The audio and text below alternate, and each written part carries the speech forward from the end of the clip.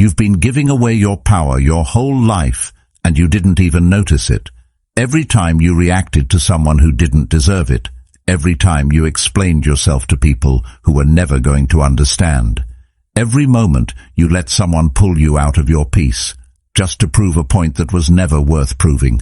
It didn't feel like weakness. It felt justified. It felt necessary. But slowly, quietly, it trained you to live at the mercy of other people. The Stoics understood something most people still miss. Marcus Aurelius reminded himself that the real battle is never out there. It's within. Not controlling what others say, not correcting every misunderstanding, but mastering the impulse to react at all. Because the moment you stop needing to respond, to defend, to explain, something shifts. You become harder to reach, harder to shake, harder to control, and that kind of presence doesn't ask for respect. It creates it, quietly, without effort, without noise. It's the kind of control that doesn't need to prove itself, because it's already there. You don't notice how much of your life is controlled by reaction until you slow down enough to actually see it. It starts small. Someone says something slightly off. Nothing obvious, just enough to create friction, and suddenly your mind isn't yours anymore. It starts replaying the moment, over and over. You analyze tone, you question intent, you build responses you wish you had said, you refine them, you rehearse them, and while all of this is happening, you're gone. You're not present anymore. You're trapped in something that already ended. That's the cost most people never calculate. Reaction doesn't just affect the moment, it steals your awareness, and once your awareness is gone, control follows. This is where the shift begins, even if you don't realize it yet. Because control was never about dominating situations or proving points. It was about holding your internal state. The moment your emotions are shaped by someone else's words, something changes. You may still look composed on the outside, but internally you've already adjusted yourself to them. And the strange part is, it feels justified. It feels like you're doing the right thing, like you're standing your ground, but in reality, you're reacting on terms you didn't choose. You're stepping into a dynamic that was set for you, not by you. And every time that happens, even in small ways, you reinforce a pattern where your peace is something that can be interrupted at any moment. Over time, that pattern becomes invisible. You stop questioning it. You start assuming this is just how life works. People say things, you respond. People challenge you, you explain. People misunderstand you, you clarify. And without noticing it, you've built a system where your energy is constantly being pulled outward.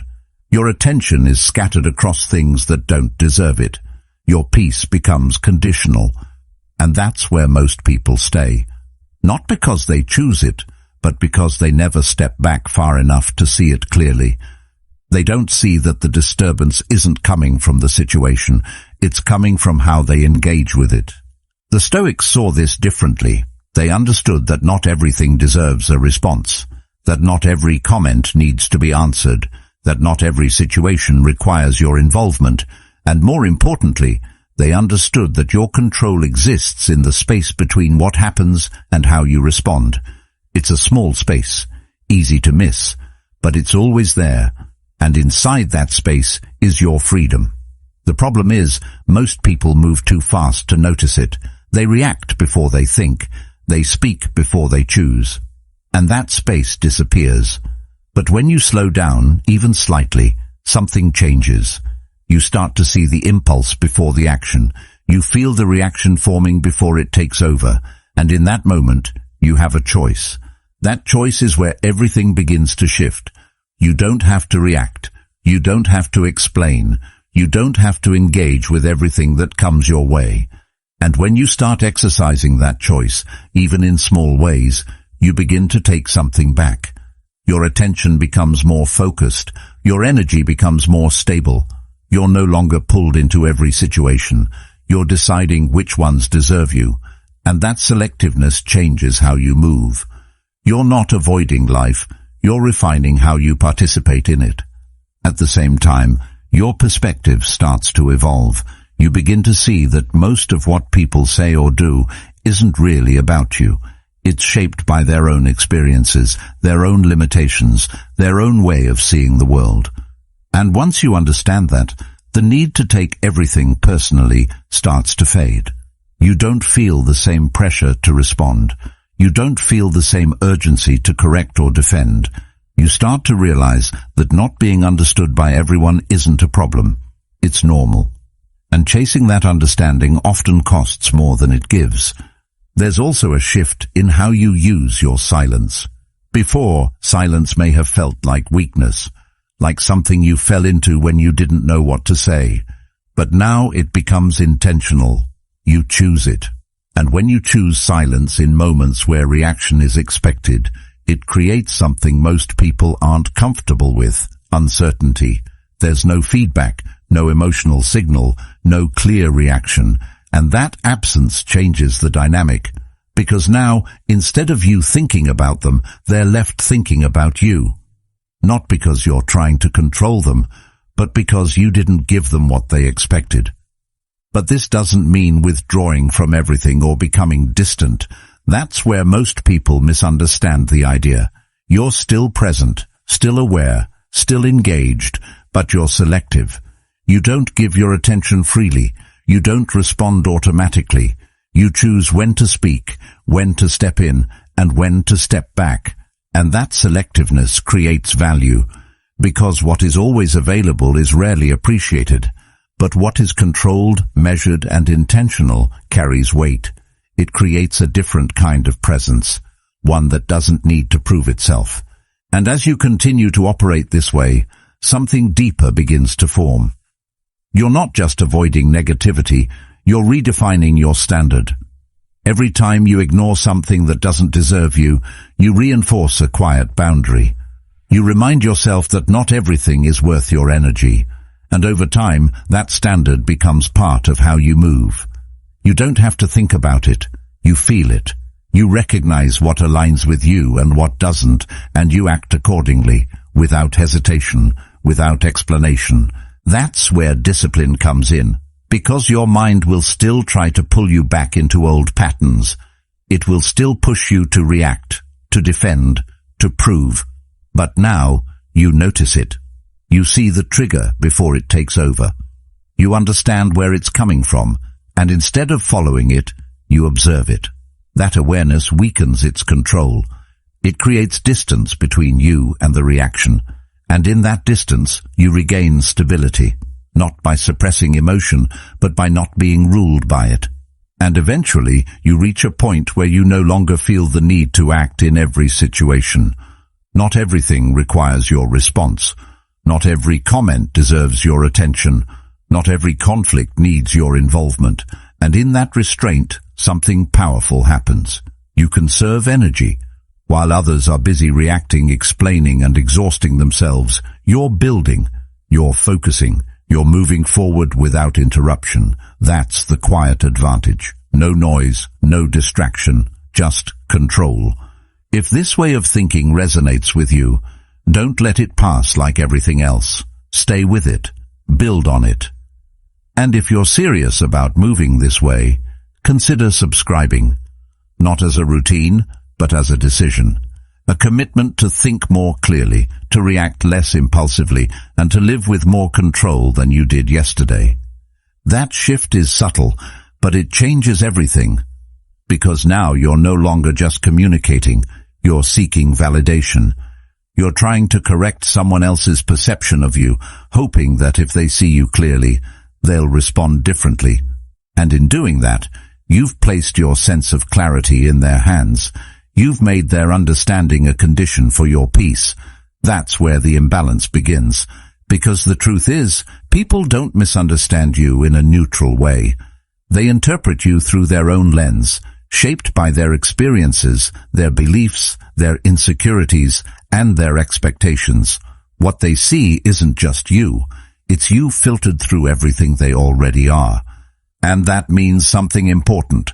No amount of explanation guarantees alignment. You can choose your words carefully. You can clarify your intentions. You can repeat yourself in 10 different ways, and still, They may not see what you're trying to show them, not because you failed to explain, but because their perspective isn't built to receive it. This is where most people get stuck. They assume that more effort will fix the gap, that if they just say it better, more clearly, more patiently, eventually it will click. But often it doesn't. And the more they try, the more energy they lose. Over time, this becomes exhausting, not in a dramatic way, but in a slow, draining way that wears you down without you noticing. You start anticipating misunderstandings before they even happen. You rehearse explanations in your head. You overthink your words, your tone, your timing, and instead of speaking freely, you start speaking defensively, not because you're being attacked, but because you're trying to prevent being misunderstood. That's how deeply this pattern can settle in. It reshapes not just how you communicate, but how you think. There's also a hidden consequence that's easy to overlook. The more you explain yourself unnecessarily, the more you teach people that you need to. You create an expectation that your actions, your decisions, your thoughts all require justification. And once that expectation is established, it becomes difficult to step away from it. Because now, silence feels like avoidance. It feels like something is missing. But in reality, silence is often the clearest boundary you can set. It says that not everything needs to be explained, and not everyone is entitled to your reasoning. This is where a different perspective begins to take shape.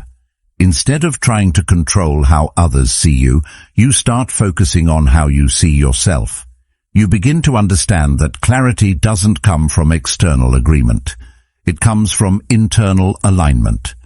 When you know what you meant, when you understand your intentions, when you're grounded in your own reasoning, the need to explain starts to fade. Not because you don't care, but because you're no longer dependent on someone else's interpretation to feel stable. There's a line from Epictetus that captures this shift perfectly. It's not what happens to you, but how you react to it that matters. And when it comes to being misunderstood, the reaction most people default to is explanation. But what if the more controlled response is restraint? What if the strength lies not in saying more, but in knowing when enough has already been said? That's where the balance begins to return. You're no longer chasing understanding. You're choosing when it's worth pursuing. This doesn't mean you stop communicating or that you become distant.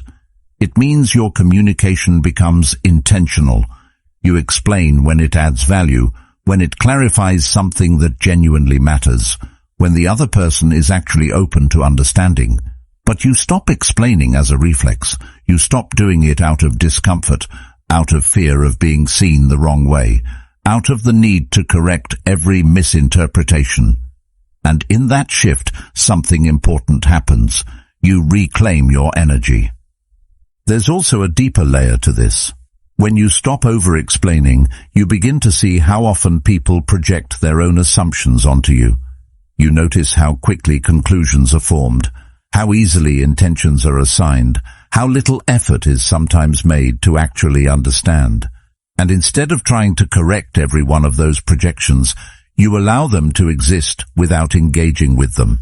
Not because they're accurate, but because they're not yours to manage. That realization creates space. Space to think clearly, to act deliberately, to move without constantly adjusting yourself to fit someone else's perspective. It removes a layer of pressure that most people carry without realizing it's there. And once that pressure is gone, your interactions start to feel different, lighter, more direct, less complicated. At the same time, your sense of identity becomes more stable. It's no longer shaped by how well others understand you. It's anchored in how well you understand yourself. That stability makes you less reactive, less defensive, less inclined to overcorrect. You don't feel the same urgency to be seen a certain way because you're not relying on that perception to define you. And this is where the connection to control becomes clear again. Just like with reaction, explanation can quietly shift control away from you. Not in an obvious way, but in a subtle, ongoing exchange where your energy is constantly directed outward, trying to manage how you're perceived. When you step out of that pattern, when you stop explaining by default, you bring that energy back inward. You use it to strengthen your own clarity instead of trying to fix someone else's interpretation. Over time, this becomes a habit. You pause before explaining. You ask yourself whether it's necessary, whether it adds anything, whether the other person is even in a position to understand. And if the answer is no, you let it go. You move on without filling the silence, without correcting the narrative, without chasing resolution where it doesn't exist. That restraint doesn't make you less expressive. It makes you more precise. Your words carry more weight because they're not used to defend every detail. They're used when they matter, and because of that, they land differently. People pay more attention, not because you're saying more, but because you're saying less with intention. In the end, the shift is simple, but not easy. You stop trying to control how others interpret you, and you start controlling how you respond to being interpreted. You let go of the need to be fully understood by everyone, and you focus on being clear within yourself. And once that becomes your foundation, misunderstanding loses its power to disturb you. There's a different way to move through moments that usually pull you in. It doesn't look dramatic. It doesn't feel loud. In fact, at first, it almost feels unnatural. Someone tries to provoke you, maybe with a comment, maybe with a tone, maybe with something subtle enough that only you catch it. And instead of reacting the way you normally would, you pause. You don't respond. You don't correct them. You don't show anything on your face that confirms they reached you. You simply let the moment pass without feeding it. That silence, in that exact moment, changes the entire dynamic. That absence creates something most people aren't comfortable with: uncertainty. When there's no reaction, no emotional signal, no clear feedback, the other person is left with their own interpretation. They start questioning what just happened. Did it land? Did it matter? Was it ignored on purpose? That lack of clarity becomes a space their mind tries to fill, and the more they think about it, the more their attention turns inward, away from you and toward their own assumptions. There's a kind of psychological pressure that silence creates, not through force, but through absence. People are used to feedback. They rely on it to navigate interactions. A reaction tells them where they stand, whether they crossed a line, whether they succeeded in getting a response. Without that feedback, they lose their reference point, and in that uncertainty, their confidence in the interaction starts to weaken. They're no longer in control of how the moment unfolds. What makes this even more effective is that it requires no effort beyond restraint. You're not trying to outsmart anyone. You're not crafting the perfect response. You're simply choosing not to participate in something that doesn't deserve your energy. And that choice, repeated consistently, builds a different kind of presence. One that isn't easily pulled into unnecessary exchanges. One that doesn't react on impulse. One that remains steady, even when tested. There's also something important happening internally when you practice this kind of silence. You're strengthening your ability to sit with discomfort without acting on it, because the urge to respond doesn't disappear immediately. It's still there, pushing you to say something, to correct, to engage. But when you resist that urge, even briefly, you prove to yourself that it doesn't control you. And that realization builds confidence. Not the loud kind, but the quiet kind that doesn't need to be displayed. Over time, this changes how you experience interactions. Situations that once felt tense or draining start to feel neutral. Comments that would have stayed with you for hours lose their impact. You begin to see how much of your previous stress came not from what was said, but from how you responded to it. And once that becomes clear, the motivation to react starts to fade. It no longer feels necessary. There's a line that captures this idea with precision. No man is free who is not master of himself. Freedom, in this sense, isn't about controlling others or shaping every interaction to your liking. It's about maintaining control over your own responses, even when the situation invites you to lose it. Silence becomes one of the simplest ways to practice that control, not because it avoids the situation, but because it prevents the situation from controlling you. As this approach becomes more natural, people begin to notice the difference. Not always consciously, but they feel it. There's a shift in how they interact with you.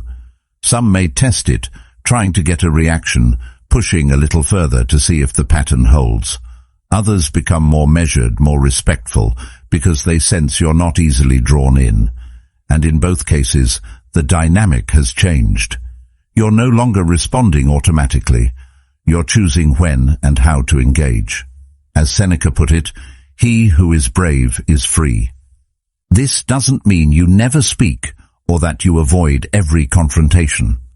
There are moments where a response is necessary, where clarity matters, where silence would only create confusion. But those moments become easier to recognize when they're not buried under layers of automatic reaction.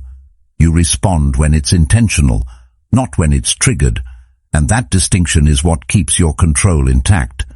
That filter is what most people lack. They move through life open to everything, responding to every comment, every message, every shift in energy around them. And because of that, their attention is constantly scattered. Their presence is diluted. They're everywhere, reacting to everything, but never fully grounded in anything. It feels like participation, but it's actually a loss of direction. Because when you're available to everything, you're controlled by anything. That decision-making process is where your power begins to return. Because now, instead of being pulled into interactions, you're stepping into them intentionally. You're not reacting, you're choosing. And that choice creates a different kind of presence, one that isn't easily predictable, one that isn't constantly available, one that carries weight because it's not overused. There's a noticeable difference between someone who is always accessible and someone who is selectively present. The first becomes expected, their responses are assumed, their time is taken for granted. The second creates a sense of value, not through force, but through scarcity. When your presence is not guaranteed, it becomes something people pay attention to. Not because you demand it, but because you've set a standard without saying a word. This is where most people hesitate. They worry that stepping back will be seen as disinterest or disrespect, that if they don't respond quickly or engage consistently, they'll lose connection. But what often happens is the opposite. When you stop overextending yourself, when you stop being constantly available, your interactions become more meaningful. You're no longer engaging out of habit or obligation. You're engaging because it matters. That shift also changes how you experience your own time. Without the constant pull to respond, to engage, to be present everywhere, you create space. Space to think, to focus, to move at your own pace. And in that space, your actions become more deliberate. You're not rushing from one interaction to the next. You're choosing where to invest yourself. There's a line that reflects this idea with clarity. It is not that we have a short time to live, but that we waste a lot of it. When your attention is spread across too many things, when your energy is given freely without consideration, it doesn't just affect your interactions. It affects your entire sense of time. It feels like there's never enough of it, not because it's limited, but because it's being used without intention. As you become more selective, that sense of time begins to shift.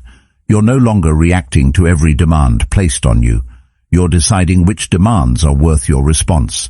And that decision creates boundaries, not rigid ones, but clear ones. Boundaries that protect your focus, your energy, your ability to stay grounded in what matters. This refinement doesn't make you less connected.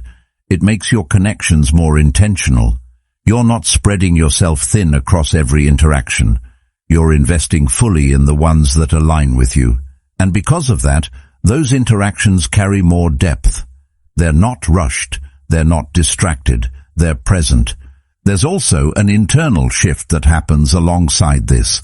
As you become more selective externally, you become more stable internally. You're not constantly adjusting your state based on what's happening around you. You're maintaining a consistent center, regardless of external noise. That consistency makes it easier to stay focused, to stay calm, to stay in control.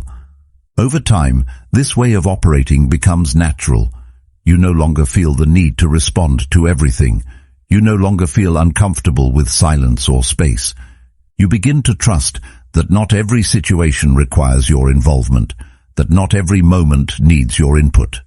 And that trust allows you to move through life with less friction.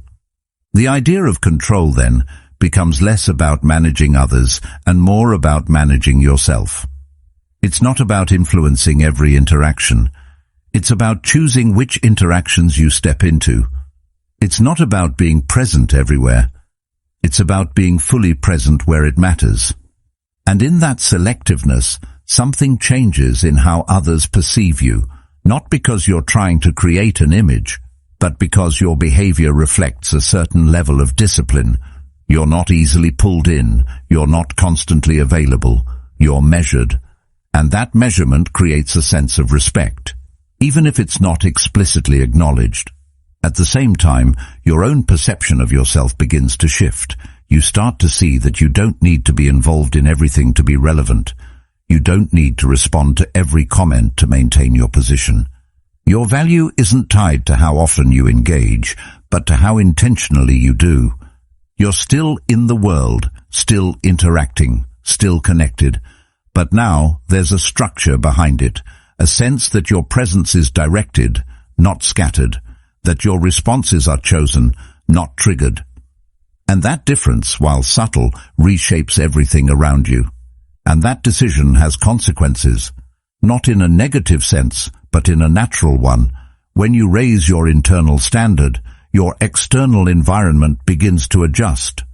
Some people will notice the change immediately. They'll feel the difference in how you respond or don't respond. They'll realize that certain behaviors no longer get the same reaction from you. And without that reaction, those behaviors lose their effect. They either adapt or they fade out. This is where your internal standard begins to shape your external reality. You don't need to push people away. You don't need to explain your boundaries. You don't need to justify your choices. Your behavior does that for you. The consistency of your actions communicates more clearly than any explanation could. It shows what you accept, what you ignore, what you invest in, and people respond to that, whether consciously or not. There's also a sense of clarity that comes with this shift. When you stop engaging with what's beneath your standard, your focus sharpens. You're no longer distracted by things that don't matter. You're no longer carrying conversations, arguments, or thoughts that add nothing to your direction. That mental space becomes available for something else, something more aligned, more constructive, more intentional. Over time, this clarity strengthens your sense of identity. You're not constantly adjusting based on external input. You're operating from a consistent internal position. That consistency makes your decisions easier. It removes the hesitation, the overthinking, the second-guessing. You know what aligns with you and what doesn't, and that knowledge reduces friction in your daily life. There's a line that reflects this idea in a simple but direct way. Associate with people who are likely to improve you. It's not just about choosing who you spend time with. It's about choosing what you allow into your space in general. Conversations, environments, interactions, even thoughts. When you filter these through a higher standard, your entire experience begins to shift. At the same time, you begin to notice how much of your previous engagement was unnecessary. Situations that once felt important start to look trivial. Reactions that once felt justified start to feel excessive. And that awareness reinforces your decision to operate differently. It's not about avoiding life. It's about engaging with it more deliberately. There's also a quiet confidence that develops from this approach. Not the kind that needs to be displayed or validated, but the kind that comes from knowing you're not easily pulled into things that don't serve you. You trust your ability to choose. You trust your ability to step back. You trust your ability to maintain your level, regardless of what's happening around you. At the same time, your relationships become more aligned. You're no longer maintaining connections out of habit or obligation. You're engaging with people and situations that match your standard. And because of that, those connections carry more value. They're not based on constant interaction, but on meaningful interaction. The process isn't instant. It requires consistency. It requires awareness. It requires the willingness to let go of patterns that once felt normal. But each time you choose not to engage with something beneath you, you reinforce that shift. You strengthen that standard. You make it clearer, both to yourself and to others. At that point, ignoring what doesn't deserve you is no longer a strategy. It's a reflection of who you've become. None of this is easy. It sounds simple when you hear it, almost obvious, but the moment you try to apply it, you feel the resistance immediately. Because your mind is not naturally built for stillness in the face of pressure. It's built to react, to defend, to justify, to prove. That impulse has been reinforced over years through habits, experiences, and expectations.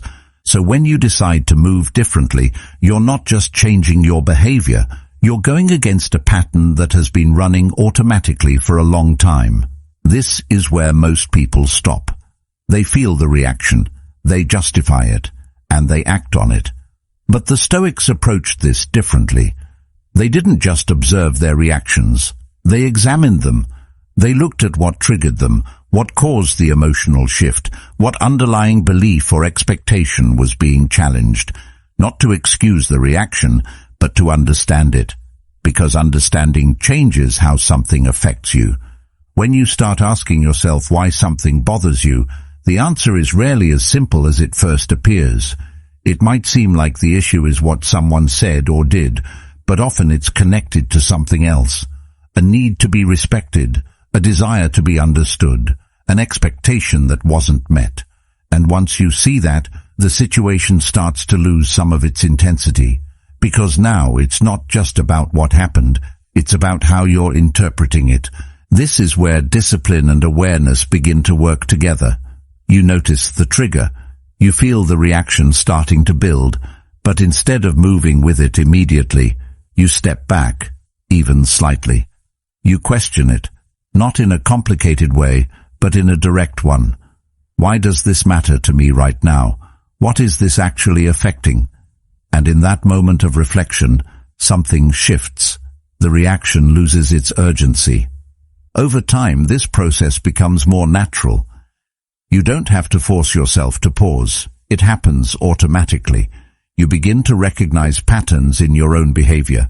You see which situations tend to trigger you, which types of comments affect you more than others, which environments pull you into reaction. And with that awareness, those triggers start to weaken.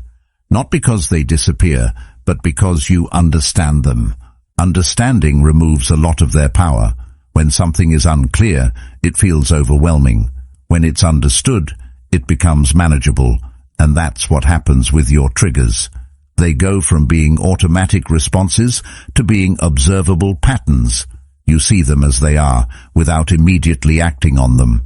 And that space between awareness and action is where your control grows. This doesn't mean you stop feeling. You still experience emotions. You still notice when something doesn't sit right. But the difference is, those feelings don't dictate your behavior in the same way. You're not pulled into action by them. You're aware of them, but you're not controlled by them. And that distinction is what creates stability. Stability in this sense isn't about being unaffected by everything. It's about not being easily moved by things that don't deserve that level of influence. It's about maintaining a consistent internal state, even when external situations shift. And that consistency makes you less predictable in the best way.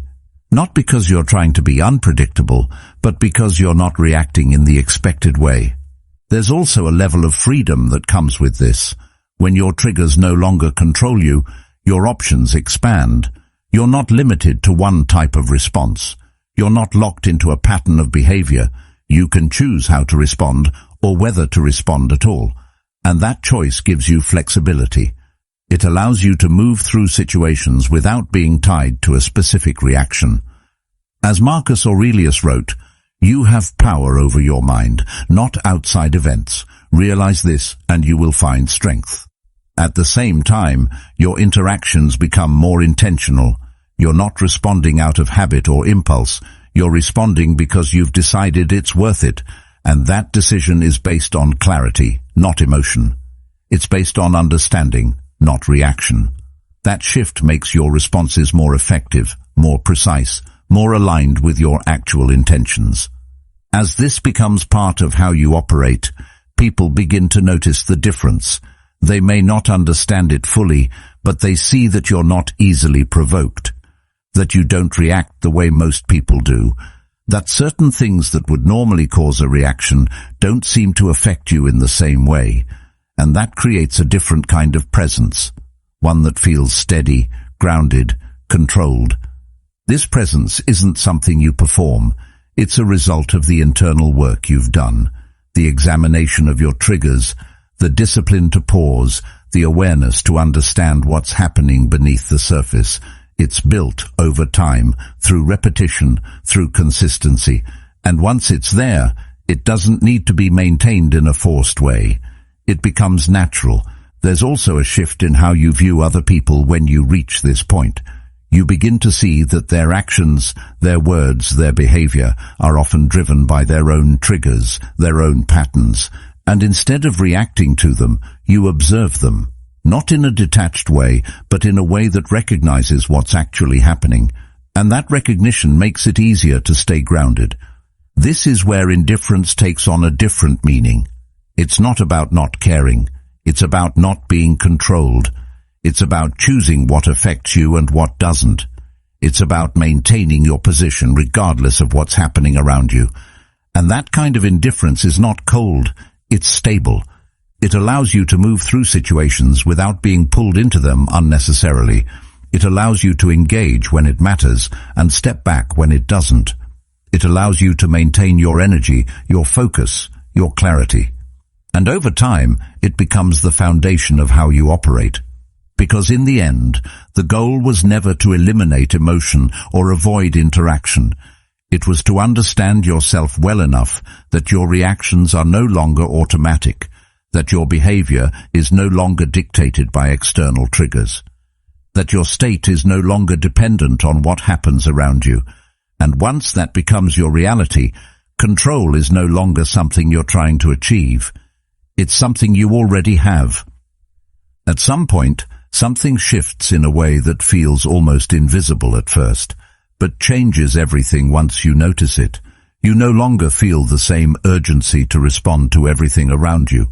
Situations that once pulled you in immediately now pass by without that automatic need to engage. Comments don't carry the same weight. Tension doesn't demand your participation. And what used to feel like something you had to address now feels optional. That realization is subtle, but it marks a turning point. Because once you see that not everything requires your response, you begin to move differently. This shift changes how you experience time and energy. When you're no longer reacting to everything, you stop spending your mental resources on things that don't matter. You're not replaying conversations. You're not thinking about what you should have said. You're not carrying interactions with you long after they've ended. That mental space, once occupied by reaction and analysis, becomes available. And what you do with that space determines the direction you move in. When you step out of that pattern, the difference is immediate. Your attention becomes more focused. Your actions become more deliberate. You're not switching between distractions. You're staying with what matters. And that consistency creates momentum. Not the kind that looks dramatic, but the kind that builds steadily over time. You're no longer reacting to what's happening around you. You're directing your energy toward what you've chosen. There's a line that captures this idea with precision. If you seek tranquility, do less. It doesn't mean you become inactive. It means you remove what's unnecessary. You stop doing things that don't contribute to your direction. You stop engaging in situations that don't add value, and in doing less of what doesn't matter, you create space for what does. That's where real progress begins, not in doing more, but in doing what matters consistently. This approach also changes how others interact with you. When you're not easily drawn into every situation, people begin to recognize that your attention isn't automatic. They see that you're not reacting in the expected way, and that creates a different dynamic. Some may test it, trying to see if they can still pull you in. Others may adjust, becoming more intentional in how they approach you.